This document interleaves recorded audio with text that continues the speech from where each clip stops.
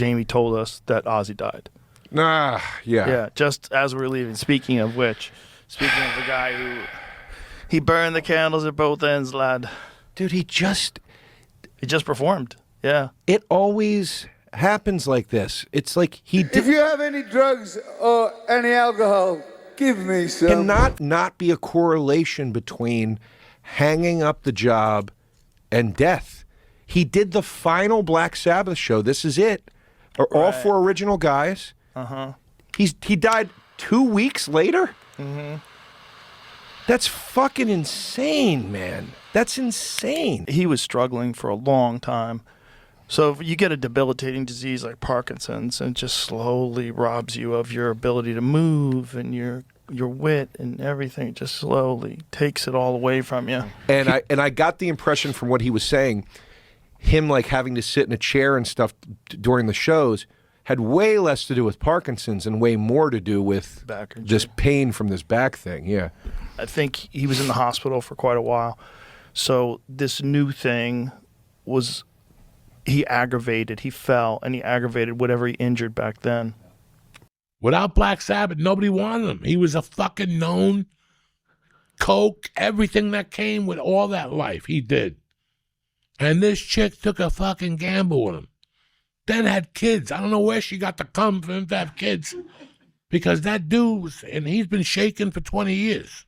He's been shaking for 20 fucking years. So, you know, it's so funny. Like, this is what I'm writing my book about fucking how I got fucked up. Because people got it wrong. Can you believe that I got inspired from a guy, especially 2 weeks ago when I saw him dance with his wife at that age, their last dance.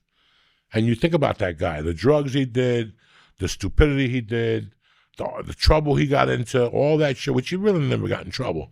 But all the articles and all the bats and all that shit. And that dude had a tremendous home life. The kids all came out normal. In fact, he's got a kid that don't want nothing to do with the fame. Yeah. He have another daughter that you don't even know she's alive. She didn't want to be a part of it at all. So it's a very interesting story, and it's very interesting. Look, right there.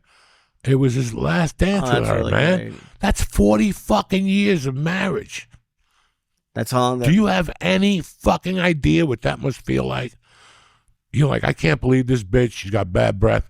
But she's the one that took you to the dance. Right. Because without her, she had nothing. He had nothing, this poor bastard. Dude, I know it's sad that he's gone, but if you had to script the end of your life, he had a pretty decent one, it seems like. To have that concert and go 2 weeks later. Bro, this guy had a great fucking life. And to think it all started from singing a stupid song or showing up to fucking do something you never thought you were even good at. You know, you think about that. Like, you show up and you don't even think you're going to be good at it. And you just keep showing up, and then you meet a girl, and she has good drugs, and she plays the drums, and you keep singing, and all of a sudden, you're in another band, and that band puts out 9 albums. Who has 9 albums that you know today, guys? Anybody? Drake? Probably. 9 fucking albums that they put heart and sweat into, and each album is fucking great. Right, that's a difference, I think. They got 8 studio albums. They got 1 greatest hits album. How many albums are good, do you think? I love all 9 of their fucking albums. Every one of their albums, something different about each album, and you're like, what the fuck is this?